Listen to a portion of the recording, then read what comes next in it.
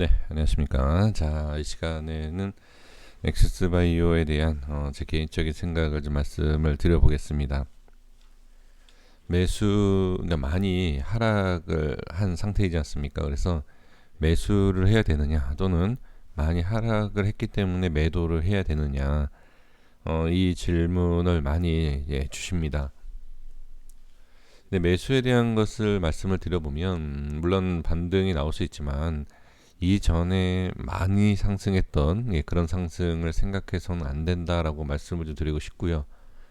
그리고 다른 종목을 찾기가 어렵다라고 하면 어, 시간을 좀 많이 투자하셔야 됩니다. 다른 종목을 매매를 할 수 있는 상황이면 저는 이 엑스바이오는 매매를 안 할 것 같습니다.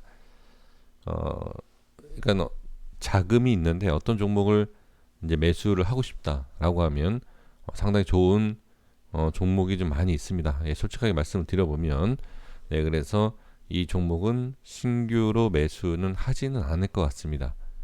그러니까 지금 급반등이 나온다 하더라도 이거는 제가 알 수 있는 위치라든지 흐름이 아니에요.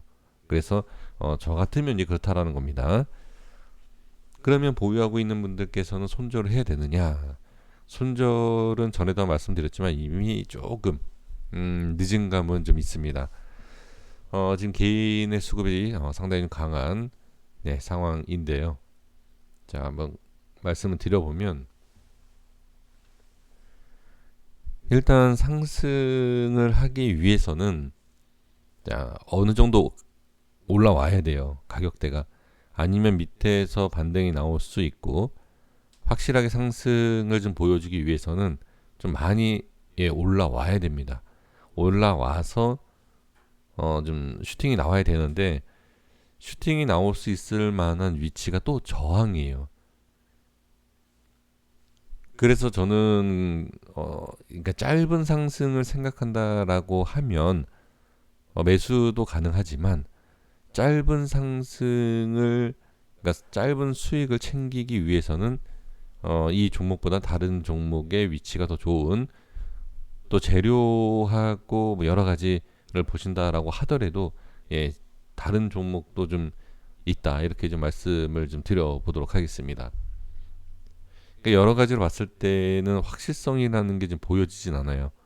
그러니까 제 실력이 부족하니까 잘 모른다, 이렇게 좀 말씀드리는 게 솔직한 거고요. 근데 제가 알 수 있는 것은 올라와야 된다. 지금 여기 저항받고 빠지고 지지가 됐지만, 다시 여기에서 이렇게 저항을 받고 빠지고 다시 저항이 생겼죠. 그래서 지금 저항이라는 것이 계속 생기기 때문에 이러한 모습이다. 그래서 확실하게 돌파가 나와야 되는데, 돌파가 나올 때쯤에 또 강한 저항이 있다. 그러니까 저항이 워낙 많아요.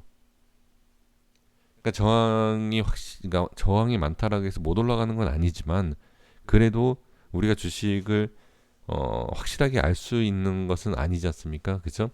근데 이제 분석하는 거에 있어서 저항이 있다 없다라는 것을 봤을 때 아무래도 없는 게 좀 낫겠죠. 근데 지금 엑스바이오는 조금 저항이 좀 많이 있다, 이렇게 좀 보여지는 자리입니다. 그리고 이제 매도 손절에 대한 것은 좀 늦었다, 이렇게 말씀을 드렸는데 참 어렵습니다. 지금 손절에 대한 의견을 드리기는 어려운 게 뭐냐면, 이렇게 빠졌을 때 저항이 생긴다든지 이후에서 손절을 해야 돼요. 근데 지금 중간에 있지 않습니까? 그럼 여기에서 만약에 밀린다라고 하면 이 밑에까지도 또 밀릴 수가 있어요. 그래도 올라갈 수도 있고요. 그렇죠? 그러니까 지금 손절을 하기에는 참 어렵다. 그래서 저는 개인적으로는 좀 보유를 할 것 같습니다.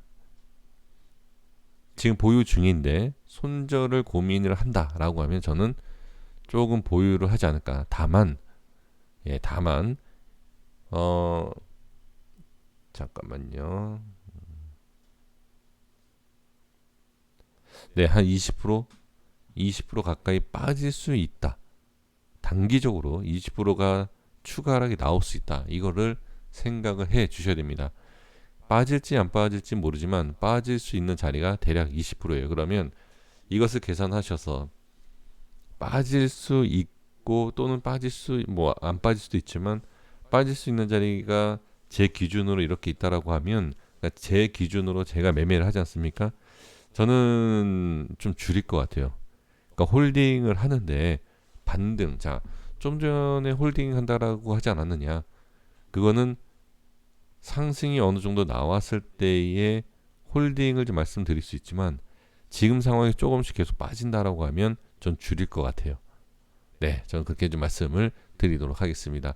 그래서 이거는 뭐 재료도 아니고 뭐 기업적인 내용도 아니고 위치와 수급에 대해서 말씀을 드린 겁니다.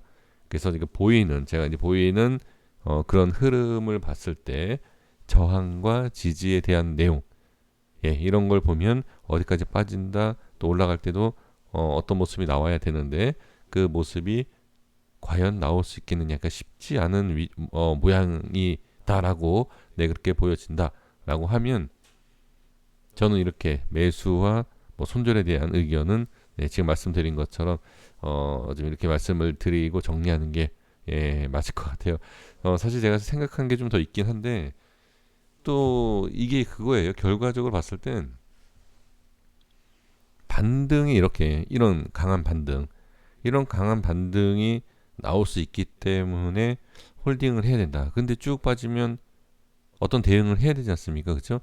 그러면 이게 상승과 하락에 대해 오히려 또 혼동이 올 수 있기 때문에 지금 상승이 나온다 하더라도 지금 위치에 대한 결정을 하는 게 저는 좋다라고 봐요.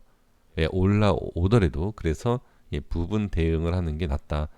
그래서 지금 상황에서는 조금 올라와 주면 좋지만 올라오지 못하고 또 빠지기 시작을 한다라고 하면 아까 말씀드린 단기 20% 정도 하락 보이기 때문에 그렇게 좀 부분적인 대응도 필요하지 않을까. 자, 이렇게 말씀을 드려보는 것입니다. 자, 그리고 이제 월봉상의 흐름을 잠깐 말씀드려 보면 이평선에 대한 부분도 저항이 생기고 있잖아요. 그러니까 이평선에 대한 저항도 중요하지만 지금 하락하는 모습을 봤을 때 빠르게 횡보해서 올라오지 못한다라고 하면 다시 눌릴 수 있어요. 근데 그러니까 월봉상의 그림으로 이렇게 횡보를 하면서 자리를 잡아준다라고 하면 단기 상승도 충분히 가능하다. 이렇게 보는 거죠. 네, 월봉상에서도 그렇게 보입니다. 그래서 지금 자리가 밀리면 좋지 않다. 그래서 횡보하면서 좀 올라와 줘야지만이 추가 상승을 볼 수 있다. 네, 이렇게 보는 것입니다. 그래서 단기적인 지금 현재 위치에서 빠른 판단하는 것은 올라오느냐 내려오느냐에 대한, 올라갈지 내려갈지 이건 누구도 모릅니다. 근데 올라오면 좀 좋은 모습이 나올 수 있겠구나, 하락을 하면 좀 안 좋은 모습이 나올 수 있겠구나, 이렇게 판단하시는 것도 저는 괜찮은 기준이 될 수 있다. 자, 이것을 말씀을 드리고 싶었습니다. 여기까지 하겠습니다. 구독과 좋아요 부탁드리겠습니다. 감사합니다.